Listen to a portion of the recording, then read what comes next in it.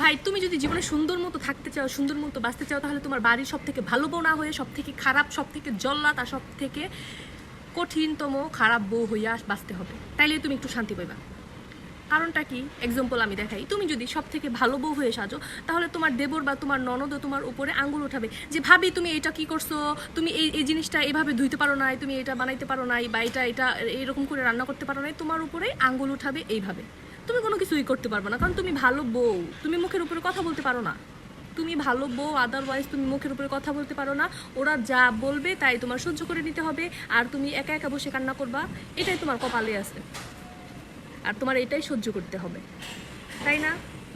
আর আর যদি তুমি বাড়ির সব থেকে খারাপ বউ হও, তাইলে তো তোমার উপরে কেউ চোখ তুইলা কথা বলতে পারবে না মেইনলি। আর হুকুম তো দূরের কথা, আর এইভাবে আঙুল উঠায় বলবে যে ভাবি তুমি এটা, ভাবি তুমি এটা, ওইটা তো ইম্পসিবল, ওইটা তো জীবনেও করবে না।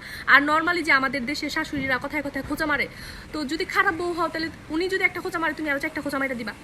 এই দুঃখেও মনে করো উনি আর খোঁচা মারবে না, যে বলবে ওরে ওর মতো থাকতে দাও। বললো আর বাসায় যদি আঙ্গুল মারি তাহলে বললো আমাকে অবশ্যই কামড় দিবে। এই কারণে হচ্ছে শাশুড়ি চুপ থাকবে। আর মেনলি সব থেকে ভালো জিনিস হইতেছে তোমার নাটকটা খুব ভালো শিখতে হবে, কারণ তোমার নাটক না শিখলে এইখানে তোমার কোনো প্ল্যানই কাজ করবে না। তোমার শ্বশুর বাসায় আসবে, নাটক করে আব্বু এটা, আব্বু এটা, আব্বু এটা, এটা এটা একটু মাথায় তেল দিয়ে দেয়, একটু হাত পা টিপে দেয়, এটা একটু এটা করে দেয়, একটু শরবত বানাই দিই। অবশ্যই তোমার শ্বশুরকে আর তোমার হাজবেন্ডকে টোটালি তোমার হাতের মুঠোয় রাখতে হবে যদি তুমি সংসারের ভিতরে শান্তি চাও। আর সব থেকে ভালো বিষয় হচ্ছে, বা সব থেকে বড় বিষয় হচ্ছে, তোমার শাশুড়িকে তুমি হাতের কবজায় রাখা। আম্মা আজকে আপনাকে অনেক সুন্দর লাগতেছে, আম্মা আপনার হাতের রান্না এত সুন্দর, আম্মা চলেন আজকে একটু ওই জায়গায় যাই। মানে তোমার জামাইকে যতটুকু প্রায়োরিটি দিবে তার থেকে বেশি তোমার শাশুড়িকে দিবে, তাইলেই দেখবা তোমার ঘরের অর্ধেক রাজত্ব সেম তোমার হাতে চলে আসছে, বুঝছো? এরকম করেও কিছু টেকনিক খাটায়া হচ্ছে ভাই, ওই যে বলে না যে জামাইকে এইটা, জামাইকে সেটা, ভাই এটা সব থেকে বোকামি। যদি তুমি শাশুড়িকে হাতে রাখতে পারো, তাহলে তোমার আর কোনো কিছুই হাতে রাখার দরকার নেই, সব তোমার অটো হাতের মুঠায় এসে পড়বো। এই যে ননদ, এই যে দেবর, এটা এটা এটা এটা। আর যদি দেখো যে শাশুড়িকে হাতে রাখতে পারতেছো না, শাশুড়ি তোমাকে খোঁচাইতেছে, তাহলে তুমি তোমার শ্বশুরকে হাতে রাখবা।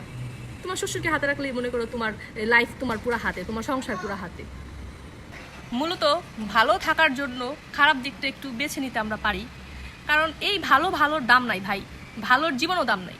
তুমি আজকে ভালো করবা, তোমার ওই নরম মাটিতে তোমাকে মনে করো আরও চাপতে থাকবে, দেখবে যে না এই মাটিটা নরম, চাপতে ভালো লাগতেছে, আর এই কারণে আরও বেশি চাপবে। আর যদি দেখে যে মাটিটা শক্ত, একটা ঘুষি মারছি ওই মাটিতে, তাহলে ব্যথা পাবে নেক্সট টাইম, আর ওই মাটিতে জীবনেও কেউ ঘুষি মারবে না। আর নরম মাটিতে তো ঘুষি মারলে মজাই লাগে, এই কারণে সবার ঘুষি মারে, এই কারণে সবার ভালো লাগে। তো জীবনে সবসময় নায়িকা হয়ে না বাঁচার চেয়ে মাঝে মাঝে